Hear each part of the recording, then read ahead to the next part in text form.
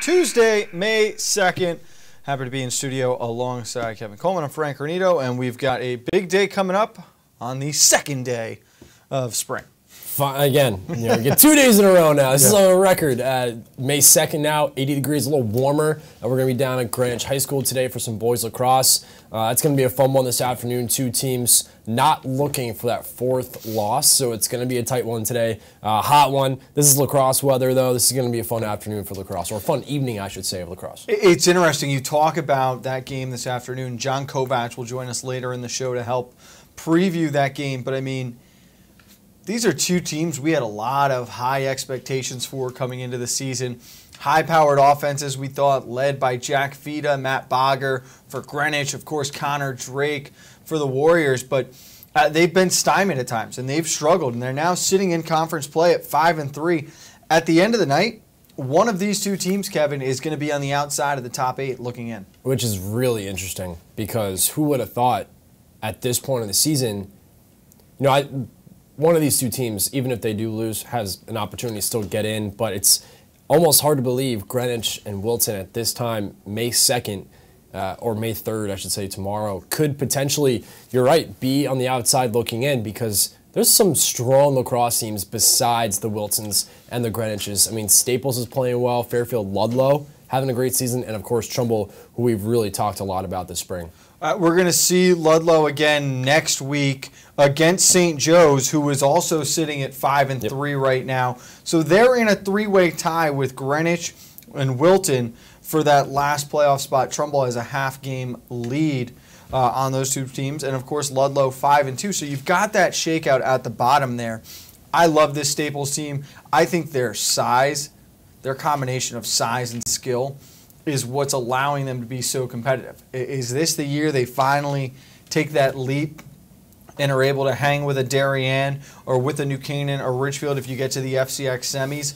I don't know, but they're putting themselves in the right place, and it's huge that they go through the regular season without having to see New Canaan or Darien on the schedule. Which is pretty rare, and that's where they need to take opportunities, and that's why a loss to Wilton really hurt them last week. And that's a big win for Wilton, just for their confidence sake, to coming into tonight's game against Greenwich on the road. And beating Staples, good win for Wilton. That gets a little bit of a bounce back in that. Also huge in the tiebreaker sense that if you've got three teams that have all beat each other, you're going to be looking at a situation where, okay, it's now who's got the best quality win against the highest ranked opponent. We don't see anyone beating Darien, so after that you go to New Canaan, you go to Ridgefield, and then probably Staples in the order. So those are things that we'll keep an eye on. We'll do more on that later on in the show, but it is a very big game this afternoon for two teams that are running out of time to piece it together. Right, and that's why it's going to be, I think it's going to be a really close game, down to the wire. And last year, these two teams were going neck and neck. So I really do think that both lineups are going to give it their all this afternoon. Third time we're going to see Greenwich this year. So maybe, game by game, and see if Greenwich can improve here and get one at home. Yeah. All right, on the other side, we had a lot of baseball action yesterday, and that race is starting to shape up as well. Let's start your hometown. Out of conference, the Richfield Tigers taking on New Milford, and we had ourselves another no-hitter this year.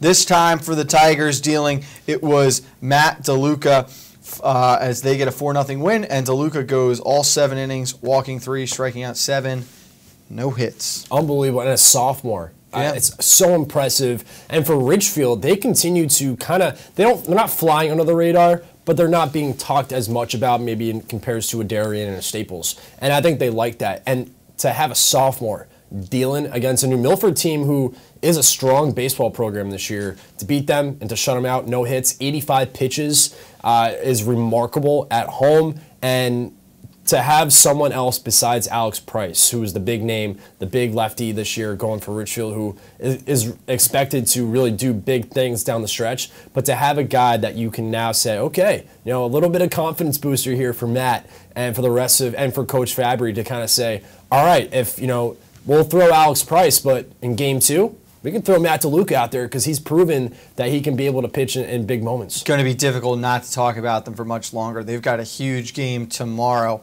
against Darien. That for the top spot in the East Division. Darien sitting 8-1 in the FCIAC. Richfield right behind him at 7-2. This is another bracket right now, though. Those top 4 teams have really separated themselves with Darien, Ridgefield, the Cadets of St. Joe's, and Staples. But after that, you have got a wash of teams between 6-4 and 5-4. Or between 4 losses, 5 losses there. To be exact, the number right now is at 9 for the final 4 spots. And you look, you mentioned the FCIAC East, the West. I mean, it's just Staples and Danbury, and then you have Greenwich sitting 5-5. Greenwich has an opportunity now, sitting 5-5. They're still alive. It's still up for grabs for Greenwich, and for the team sitting 4-4 like West Hill, 4-4. A little surprising here. I think a lot of people are kind of looking at that a little amazed, but Trumbull 4-5.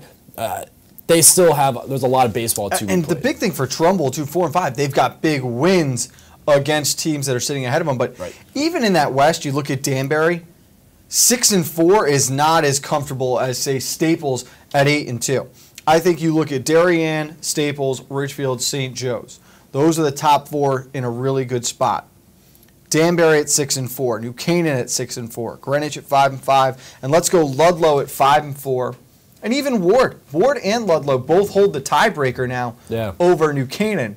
So of all those teams, New Canaan probably the one under the most pressure here. West Hill's 4-4 then. Wilton sitting at 5-4. McMahon at 4-5. Trumbull 4-5, as you mentioned. There's a lot of teams right now who are going to be fighting for those final 4 spots. And we're at that point. I mean, you look at Darien. They're playing 5 games this week. This is now the point in the season where teams are going to feel the effects of that bad weather to start the year. Right. So I really think you're going to see the men from the boys separated here. Who's a contender, who's a pretender, as they start to really find out how deep are your pitching staffs. Who is built to go through a max number of games in a shorter period of time. So we're going to learn a lot in the next. You could literally just go through next Wednesday. Next Wednesday, you're going to learn a lot about this league. And I think the one team that you mentioned sitting 5-4 is Wilton. I think they're kicking themselves because that slow start they had to start the year off, and not the strongest start for the defending champions. And I know they lost a lot from that roster last year, but this is still a very talented Wilton team where if they're that team sitting 9th on the outside looking in, they might be kicking themselves saying, man, those games in April that we just should have won but lost, that could be make or break for Wilton. That could be New Canaan after this week, losing 5-4 to Ward, and then they lose 16-12 in a wild one yesterday against Fairfield Ludlow. The Falcons scored the final 10 runs in this game. It was, let's see, here you go, 3-0 top of the first, 5-3 then in the bottom of the first. All right, you go to the third, it's now 5-5, make it 6-5. Top of the fourth, New Canaan scores 7 runs, gets it to 12-6.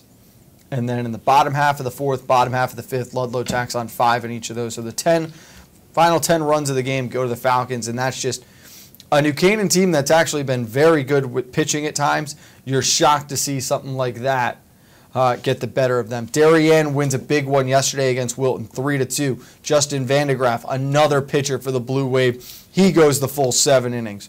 Trumbull beating West Hill. That makes things interesting. Yeah. Ward over Danbury. They're separated by a game in the loss column right now. So you've got all these teams that really on any given day you're getting the feeling, with the exception of Darien and Staples right now, I think the way they're playing, anyone can beat anyone. You've got to bring your A game, and it's going to be crazy. I think some of the tiebreaker scenarios we're going to have to go to that last week for the FCIAC baseball season. Oh yeah, these next couple weeks are going to be a lot of fun. You mentioned Darien this week. This is a big week for them. Going to learn a lot about them tomorrow against Ridgefield, and then a big one on Friday against Staples. Yeah, we've got plenty of baseball coming up in the next 2 weeks. We're going to take a quick break here on Nutmeg Sports. When we get back, we've got some softball to get you caught up on. Huge one today in the town of Trumbull for softball. And we'll talk about that next on the AJN Network. Spring is in bloom, and so are the deals at Honda of Westport's Dream Garage Spring event. See and test drive the all-new 2018 Honda Clarity 110 MPG plug-in hybrid sedan. Stop in today and see why we've been named Deal Rater's Dealer of the Year for the 4th year running. Honda of Westport, where peace of mind is part of the deal. Get a fresh start to the new year by shaking up your meal routine. Walter Stewart's Market is your local source for a delicious selection of fresh and convenient salad shakers, like Southwest salad with chicken, Cobb with organic chicken, Power Vegan with fruit and quinoa, Greek salad with tabbouleh, and grilled shrimp with hominy. Grab one from our salad case or order from our deli today. Walter Stewart's Market, 229 Elm Street, New Canaan, or shop online at stewartsmarket.com. Dr. Stephen Molinaro and Peter Healy of Family Practice Dentistry and Laser Dental Care have served Ridgefield for over 22 years. Experienced staff offer gentle drillless techniques, preventative care, and cosmetic procedures in a relaxed environment. Grateful for the community's trust and support through the years, new patients and their families are welcome. Call today. I've had Newtown Savings Bank my whole life. You don't have to worry about talking to a machine. You're talking to real people. You're getting real help. I'm banking local, and I'm loving it. Welcome back to Nutmeg Sports on the HAN Network. Frank Granito alongside Kevin Coleman here. Wednesday, May 2nd, huge matchup in softball today. Top two teams in the league, both sitting undefeated and in first place in their division. Trumbull and St. Joe's will square off this afternoon. Trumbull 11-1 on the year to St. Joe's is 10-2. That's really the only difference between these two teams, and this is going to be a real contrast in style. I think you're going to see the shutdown pitching and strong defensive unit of Trumbull versus the heavy-hitting bats right now of St. Joe's. Which way are you leaning? I'm leaning Trumbull just because of the pitching. But it's hard. You mentioned the contrast between both teams. There's heavy offense in St. Joe's, good defense and pitching in Trumbull. Which team is going to balance out more? And I think Trumbull right now, Emily Gell coming off a 14 strikeout performance against Greenwich. The pitching seems to really be clicking right now for Trumbull. And I want to see how they pitch against St. Joe's, because clearly St. Joe is just racking up runs after runs each game. I mean, double-digit wins. It's pretty amazing if you look at their schedule and see how much they're winning by game. It's pretty amazing. I actually think I want to go offensive with this one, because you look at the hitting they were doing in that brutal month of April. The ball's going to be flying a little bit further now in this weather. I think I like St. Joe's in this game. Now, one thing that you can't forget, these two teams met last year in the FCIAC tournament in the first round, and Trumbull took it on the chin before going on and winning the state championship. As great as that feeling was, there's always that lingering thought from 2017, like, we're state champions, but St. Joe's got the best of us. Your rival, crosstown rival, gets the best of you in the FCIAC tournament. I think Trumbull comes in motivated. I could see this being a 1-2 run game with a total of, let's say, 11 runs being scored. I'll sit on 6-5, somewhere in that range, right around there. Yeah, that's fair. But I think St. Joe's, actually, I give credit to the bats today.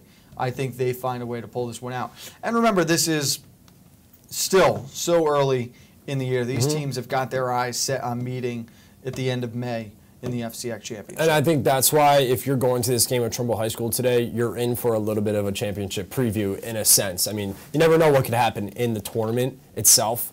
These two teams could be bounced in the first round. That's what is so much fun about the tournament. But yes, I think these two teams certainly have enough talent, are loaded enough depth-wise with the roster to get themselves to that championship game. And I think for them to play each other on May 2nd, with still a lot of the season to go, I think they're going to learn. Whoever loses and whoever wins, still, no matter what, they're going to learn a lot about each other. And then once they see each other again, that's where they're going to make adjustments. And it's a good time, too, because you're really right at that halfway point in the year. Right. You're going to have just over 2.5 weeks remaining after this game.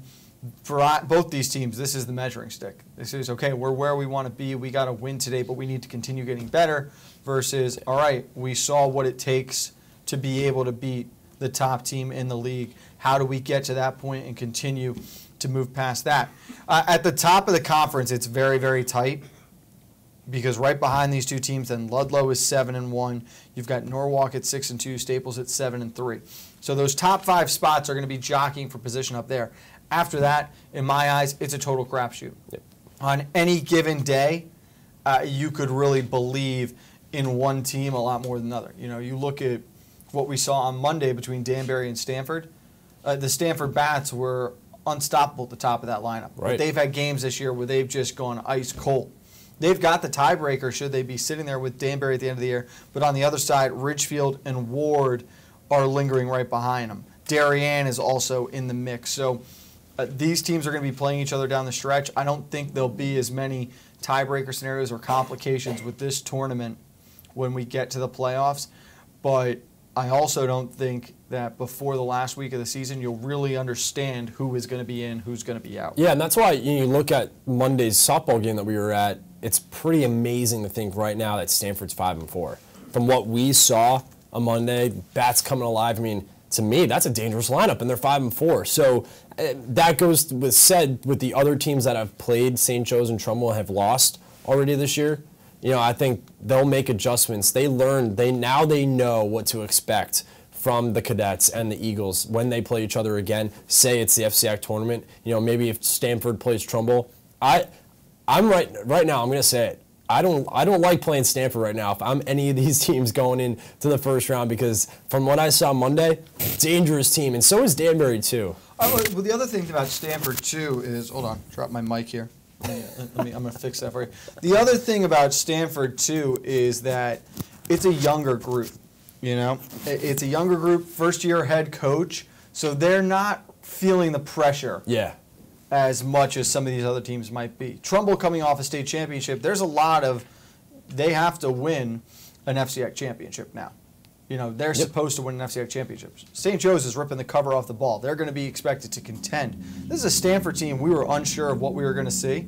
So they can be loose about it, and you can see they're having a lot of fun as this season progresses. And that's why I think with that team, you see the chemistry is there in the dugout as well. I think that builds a lot of confidence too. When you start playing good baseball or softball down the stretch, you throw out the record out the window, because that's when you start seeing teams upset some of the teams that, hey, if you're undefeated like a St. Joe's or Trumbull, that's where you start to see some upsets in the FCIAC tournament with those type of teams. So big one this afternoon with St. Joe's and Trumbull. We'll keep an eye on that and get you caught up on it tomorrow. We got to take one more break here on Nutmeg Sports. When we get back, though, John Kovacs will join us, and get ready for tonight's Wilton Greenwich Boys Lacrosse Showdown. Huge one in the FCIAC coming up next.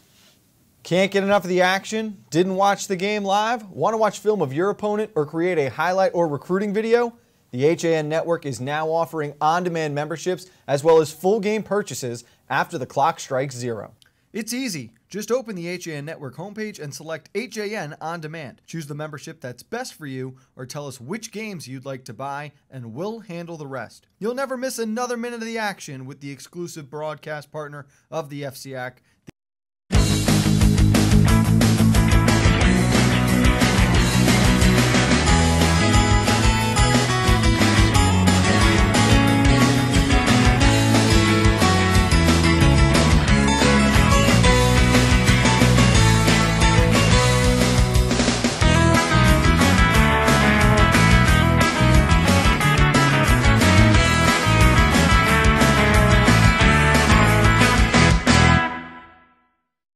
Voted Best Gourmet to Go in Fairfield County, Palmer's extensive menu offers everything you'll need to make your next event easy and delicious. Whether you're hosting a small get-together or planning a large celebration, they've got you covered breakfast through dessert. Order online at palmersdarien.com or call 203-655-2077.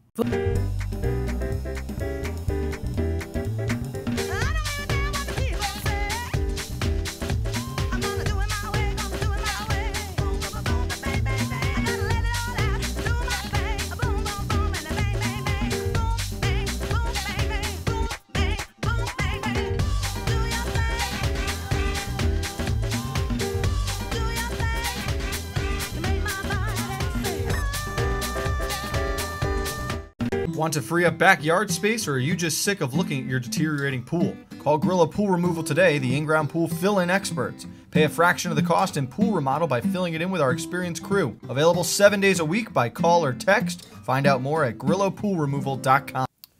Welcome back to Nutmeg Sports. Happy to welcome in John Kovach now as we get ready for a big lacrosse game tonight from Greenwich High School. And John, I will get right to it. These are two programs we expect to realistically be in the Final Four year in and year out. One of them, after tonight, is going to be in jeopardy of missing the FCIAC tournament. There's 4 teams when you talk about FCIAC lacrosse. New Canaan, Darien, Wilton, which used to be you didn't think about lacrosse without Wilton, and Greenwich has always been right there. And you've got a Greenwich team now that if they want to stay right there, they need to snap this 3-game skid they're on. It's bizarre to think about how many times this year the offense has come up flat. And there's no other way to describe it, Kevin. But this was an offensive unit that we really believed was going to lead the conference this year, potentially be putting up some record-setting numbers. What needs to change this afternoon for the Cardinals offense if they're going to get back on track? I think the couple of times we've seen them so far this season, they've just been a little sloppy. And you're right, they come out flat-footed, plain and simple, right off the face-off circle. They're a little flat, defense is flat, but it's the ground balls too that they're not picking up. And when I've talked to Coach Bobby Lutz, that's something he keeps indicating is the ground balls we need to take care of. And that's so important today against Wilton, who against Ridgefield actually thought was pretty strong with the ground balls, but Ridgefield's defense was absolutely stellar that night at Tiger Hollow against the Warriors. So ground balls to me are going to be so crucial, and I know it's, you know, a lot of coaches say that all the time, but it is so key tonight against these Wilton Warriors because they are going to come out strong today. Not just ground balls, obviously, John, it's going to be a huge matchup in the face-off circle. Both these teams have been up and down on the draws this year. Which way do you lean right now if you had to pick one side? Having not seen Wilton yet, I'm going to lean toward Greenwich a little bit, simply based on the fact that there were a few times when they were able to get a few here and there in that game we had against New Canaan last week. But I think that could go either way, and it's going to go a long way towards setting the tone. One thing about the Greenwich face-off percentage that I think really works in their favor, we've seen them use a bevy of guys on the actual draw, but having a defender like JT Lawrence coming off the wing for potential ground ball situations, I think that works out really well for the Cardinals. Obviously, Chris Sweeney has done a very good job, and I'll maybe give him a little bit of an experience advantage, but some of the supporting cast might tilt that the Cardinals' way. Again, Kevin, it's a ground ball situation. Also, now you talk about JT Lawrence, you've got him matched up with Connor Drake. We saw Connor struggle against Noah Isaacson. What does he have to do today to deal with a very, very talented JT Lawrence? He's got to bounce back because Ridgefield did an absolute terrific job of shutting Connor Drake down. Gave him absolutely no room to breathe on offense, pretty much. Noah Isaacson just trailed him, just stood by him the entire game. It really disrupted his offensive flow, really disrupted Wilton's flow. So that today, JT, if he wants to be successful against Connor Drake, that's the type of matchup we're going to see today, this afternoon at Greenwich at Cardinal Stadium between those two players. JT is one of those players. And we saw it against New Canaan, and they came up on the losing end, but I thought he really set the tone on the field at times. Oh, I think he was a shutdown player. Yeah. He was the equivalent of a shutdown corner in football. He was just there. He did it with his feet. He did it with stick work. He was all over the place. He has a big game. Greenwich is going to be okay. I think the important thing for Greenwich today is relax. Make sure the passes get completed. Make sure you finish. You've caught the ball before you shoot it. And I think then they'll be all right.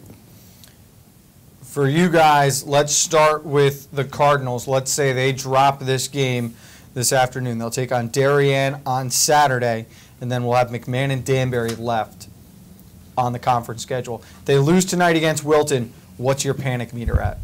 It's up there. It's up there because knowing Darien is looming in the future, that could potentially be 5 losses on the season.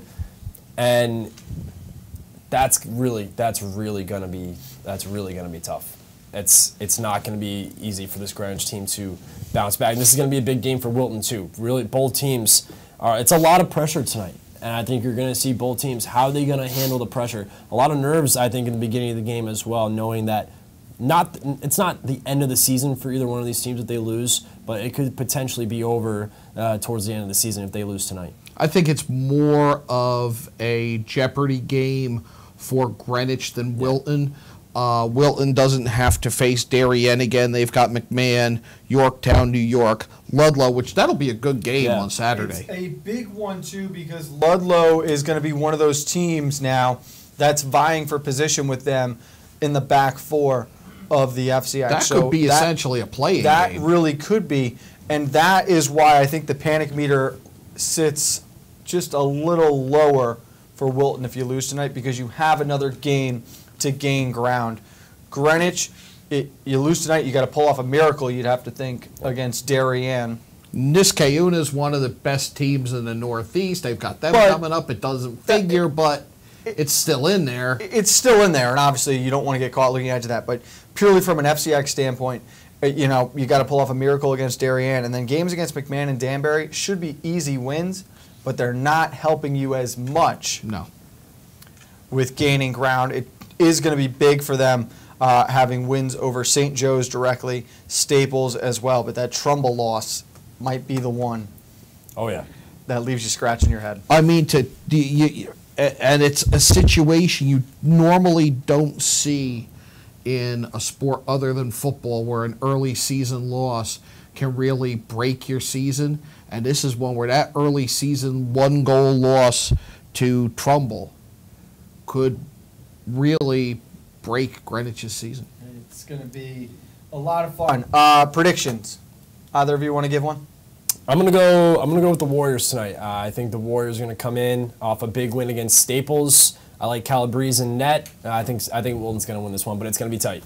I'm not gonna pick. I think it's too close to. Yeah. I think we have a game that really is too close to call. I honestly think you might see overtime tonight. I think this is essentially a playoff game. Both these teams have got to leave a lot on the line. In the end, I can't imagine an FCIAC tournament without either of these teams, so I will go Greenwich because I believe Wilton can still get in with a loss tonight. So one way to look at it. I like that. That's where I sit. Guys, great job today. Good luck on the call tonight, and we will see you at 5 o'clock for the Warriors and the Cardinals from Cardinal Stadium. It'll be a lot of fun. As always, we're back tomorrow, 2 o'clock for another Nutmeg. Get coffee break at 11 a.m. with Kate Chaplensky, and as a special treat, John, what are we doing on Yankee Fisherman? We will be talking about the 50th Milford Trout Derby and the fact that their 51st may be in jeopardy. We're going to talk about 2 bass fishing tours in Connecticut and just catch up on some events, including a big boat and kayak. I noticed the tie, Frank. You don't have to pull it out from your jacket. We understand. I got it. We understand, Frank. But yeah, we've got a big show tomorrow. I knew he was coming on today. This is just for John. All right, we'll see you back here, as always, on the HAN Network.